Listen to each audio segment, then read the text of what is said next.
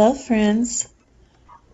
I'm Nancy with Simply Quilting, and I have I hope, an informative video for you today if you're a long armor. Now, can you believe that one of my favorite quilt makers left me this wavy border to have to deal with?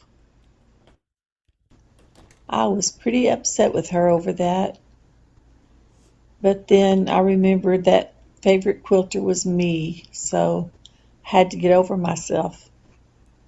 Now, luckily, I had chosen this ruler to do my borders with for the first time I'd ever used it. And it's by Amanda Murphy, and it's called Good Measure. Um, it sort of creates like a piano key border. So you can see how I'm laying it on there. I really liked the way it was turning out, but when I got to that border, I was just not sure it was even going to work on there.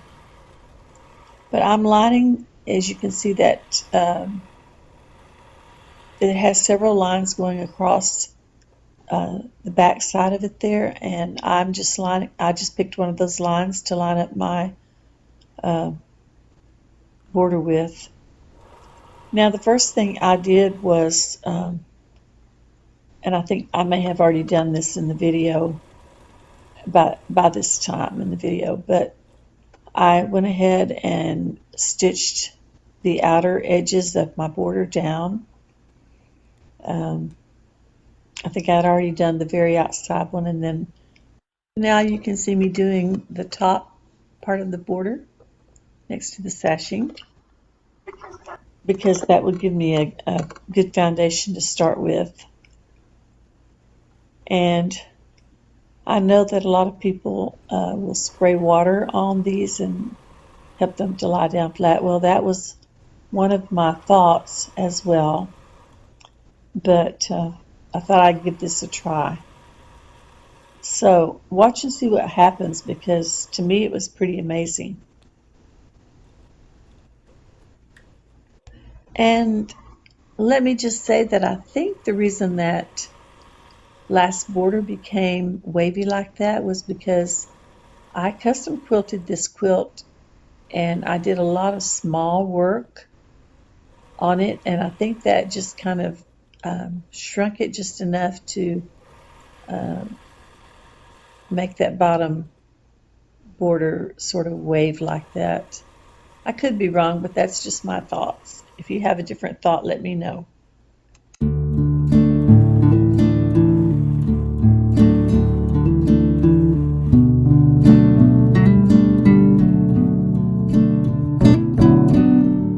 Okay, I have the top of the border stitched down now, and I'm back at the beginning of that. As you can see, I stitched the side borders the opposite direction, and then I just started over there. So I'm lining that line on the back of the ruler up with my border line there. And while I'm stitching that, I'm making sure to leave enough space for my binding so that the ends of my little piano key borders will still show after I get my binding on. I thought that was pretty important to have that. Okay, so this is the big trial and test here to see how it's going to work out. I just wasn't too sure about this, but I figured anything was worth a try because I had done so much work on this quilt already. Okay, I'm going to speed this up just a little bit.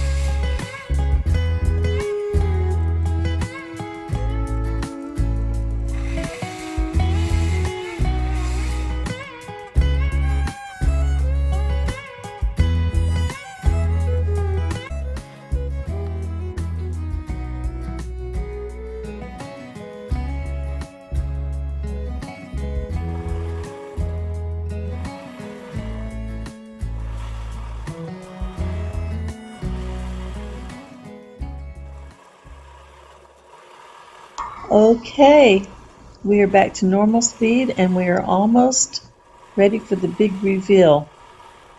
So hang on just a second, we'll show you how that came out.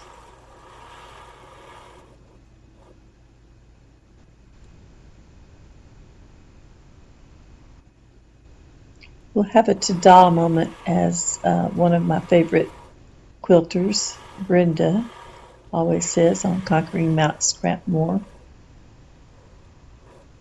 Okay, I'm just going to the bottom of that seam there because I've already done the sides. All right, so here we go. Let's see how it came out.